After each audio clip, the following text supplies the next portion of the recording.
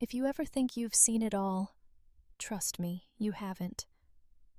Imagine opening an email and seeing your husband's name next to another woman's on a luxury cruise reservation.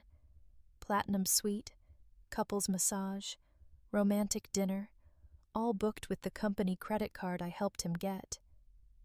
Now imagine showing up on that cruise with her own fiancé, ready to drop the truth like a bomb in front of everyone. That's what I did, and you better believe no one saw it coming. I'm Julia Reynolds, 36, living in Charleston, South Carolina. Well, that's what I called home before this mess. I'd been married to Mark for 12 years. 12 years of business trips, conference calls, fancy dinners with clients, and always, always me coming in last place. He prided himself on being in control, controlled the money, the schedule, even the family cloud. I used to think he was just ambitious. Turns out he was just sneaky. You'd think I'd have seen the signs. The way he'd forget anniversaries, how his phone was glued to his hand but never left unlocked.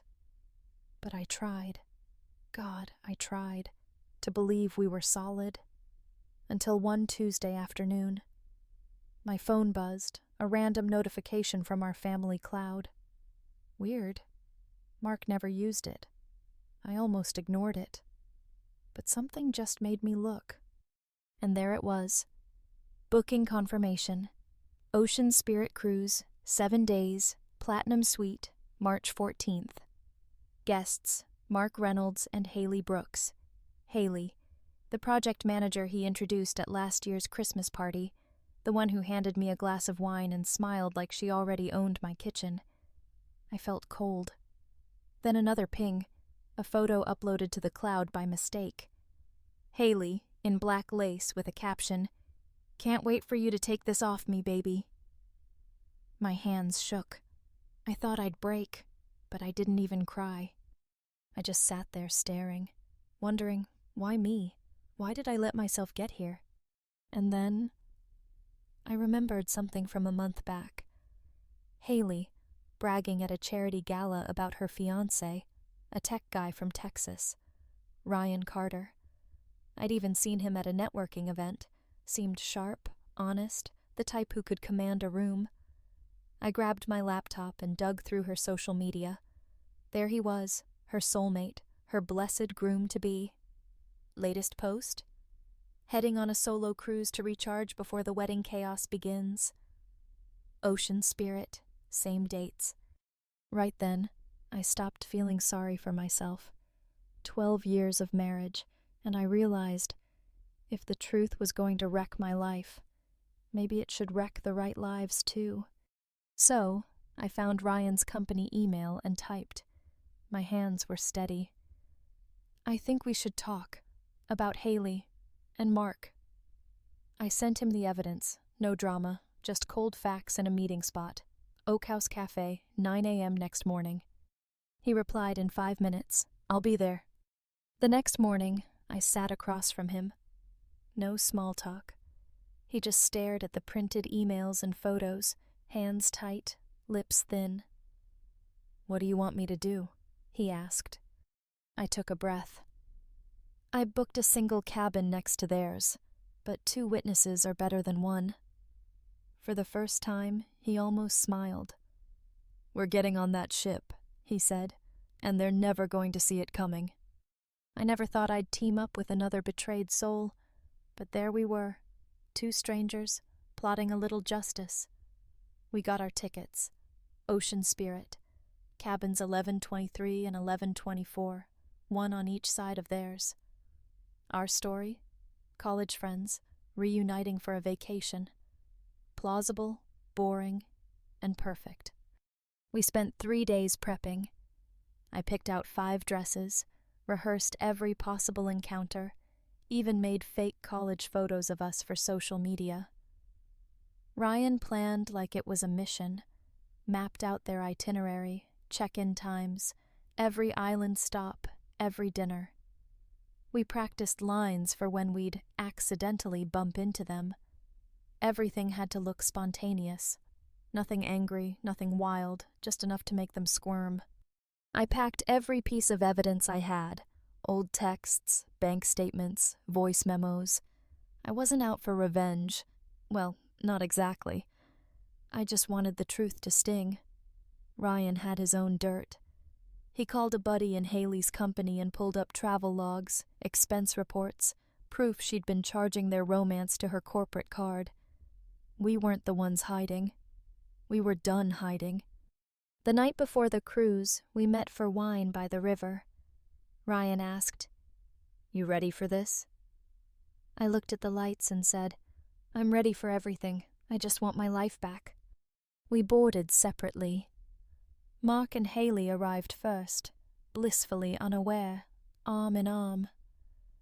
I waited until they checked in before stepping on deck. I could see them from the corner of my eye. I could see the lie on their faces, the smugness. That was about to end. Our first move? The private island stop. Harbor Key. Golden sand, blue sky, and 4 lives about to collide.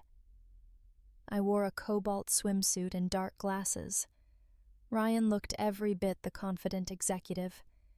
We picked lounge chairs right in front of them. Mark walked past me, carrying 2 cocktails, when our eyes met. Sunlight flashed off his glasses, but he went pale, like he'd seen a ghost. I smiled, friendly as you please. "Seattle looks different in the sunshine, huh?"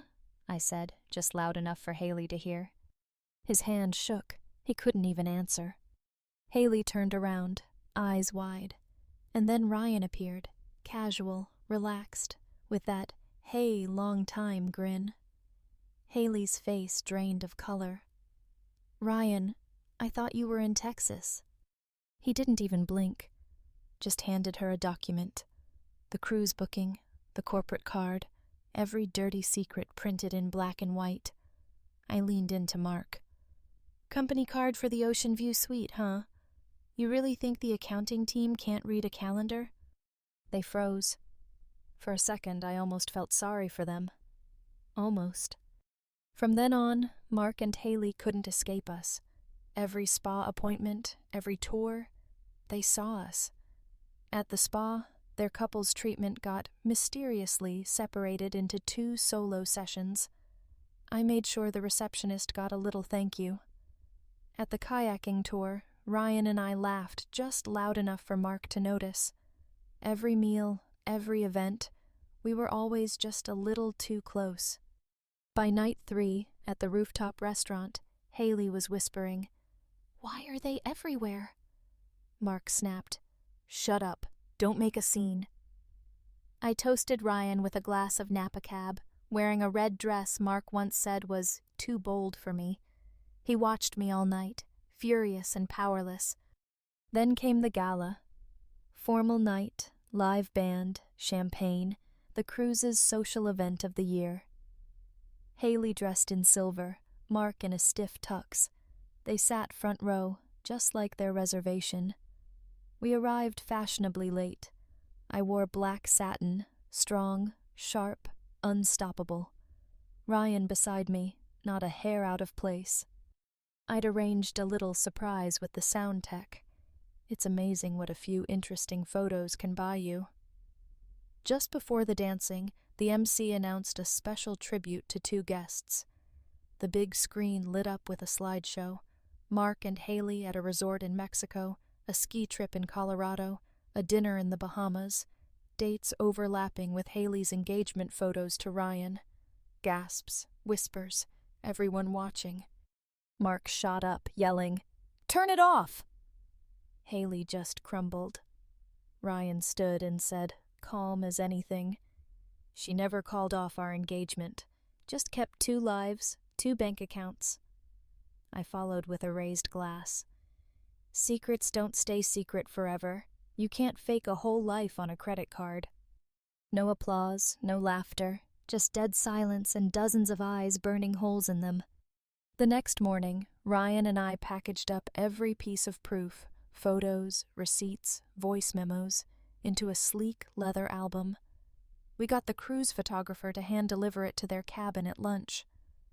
A few minutes later, shouting echoed down the hall. Glass breaking. Haley screaming, "You promised! No one was supposed to know!" Mark yelling right back. At 3 p.m., the ship's intercom buzzed.